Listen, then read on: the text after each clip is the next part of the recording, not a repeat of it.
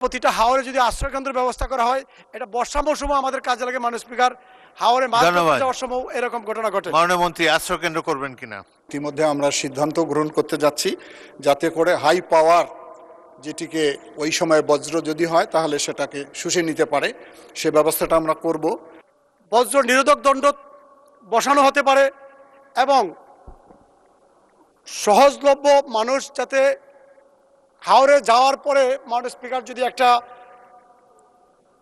নিরোধক দণ্ড বসেন সাথে নেওয়া যায়, এরকম কোনো ব্যবস্থা করা যায় কিনা বিজ্ঞান ভিত্তিক, আমার মনে হয় ওইটা করলে মাননীয় স্পিকার আমাদের জন্য ভালো। প্রতি বছরে মাননীয় স্পিকার আমার আসন থেকে আমাদের ডেপুটি স্পিকার ওনার এখান থেকে দুইজন মারা গেছে, আমার এখানে যেদিন 4 দিন মারা গেছে। প্রশ্ন করুন মাননীয় সদস্য, প্রশ্ন করুন। জি মাননীয় স্পিকার, এটার জন্য আমি মনে করি এখানে আশ্রয় কেন্দ্র, প্রতিটা হাওরে যদি আশ্রয় কেন্দ্রের ব্যবস্থা করা হয়, এটা বর্ষা মৌসুমে আমাদের কাজে লাগে। মাননীয় স্পিকার, হাওরে মাছ ধরতে যাওয়ার সময় এরকম ঘটনা ঘটে। মাননীয় মন্ত্রী, আশ্রয় কেন্দ্র করবেন কিনা?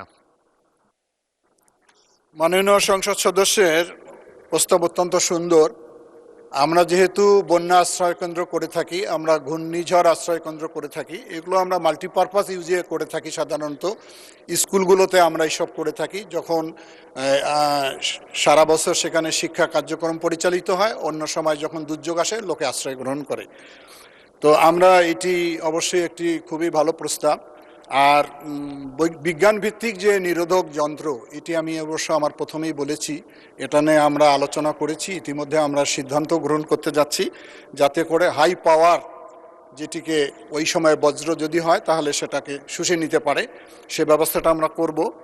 তো এখানে একটি মনে করি আমি যে আশ্রয় কেন্দ্রের পাশাপাশি যদি আমরা এই জিনিসটাকে ওই অঞ্চলগুলোতে, বিশেষ করে উত্তর এবং এই হাওড় অঞ্চলগুলোতে আমরা স্থাপিত করি, তাহলে মানুষের এই জানমালের অর্থাৎ বিশেষ করে প্রাণহানি ঘটার সম্ভাবনা কমে যাবে। ধন্যবাদ মাননীয় স্পিকার।